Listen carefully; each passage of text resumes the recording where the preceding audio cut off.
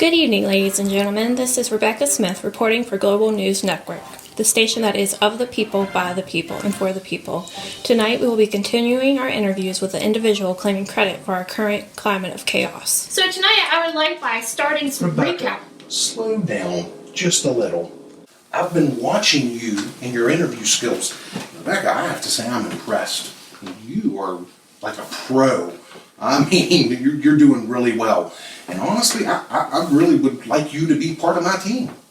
Well, thank you, but I'm perfectly content where I'm at right now. And to be honest, I'm thinking about joining the other team if you get my drift. Oh, well, I'm not giving up on you. I want you on my team. And I'm pretty good at getting what I want. Oh, 1 second. I almost forgot. I saw this the other day, and I immediately thought of you.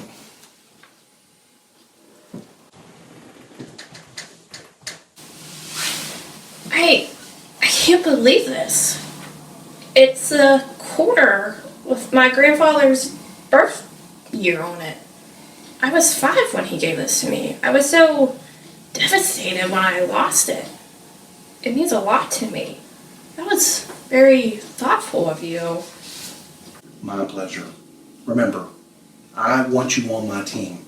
This coin is just a small sample of the things that I could do for you. Well, I believe we need to proceed with this interview. So, the last time we talked about dismantling the family and promoting the truth the way you see it. Tonight we're going to discuss feeding. What exactly are you feeding? Well, this has probably been one of my most pleasurable things. To be able to encourage and to persuade, feed, if you will, man's own God-given ego has been one of the best things that I've been able to do. I don't know if you remember back in the garden with Eve that I was the one to persuade and to move Eve into believing that she could and should eat from the tree of good and evil. And she ate. Why? Because she wanted it all. She had the ability to have it all. And at that moment, nothing else mattered. How does what happened in the Garden of Eden apply to 2020? Well, feeding one's ego, their self-centeredness, it is a process. I mean, look where it's gotten me today. I mean, look at most people. Most people are me first, what's in it for me, and if it ain't in it for me, I'm out of here. Huh, I'm not sure if that's 100% accurate. Well, really?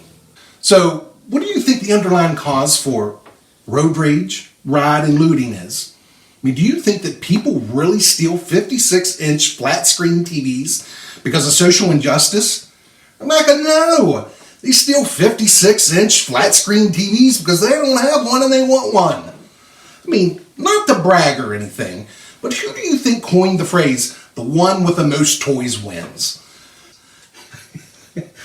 You know, it just cracks me up when I saw people starting to hoard toilet paper of all things during this COVID-19 business. I knew I had them where I wanted them. Not everyone's like that.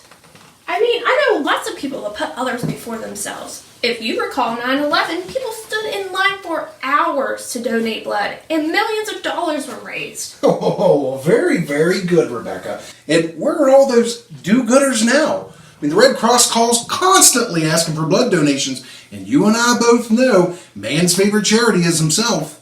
I know lots of good people. They give up their time, their resources. They give up themselves. Well, good for you, Rebecca. But your little group is no longer the majority.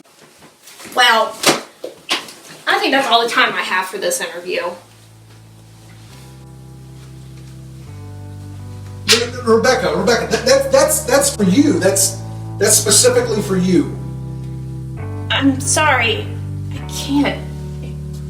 It costs too much.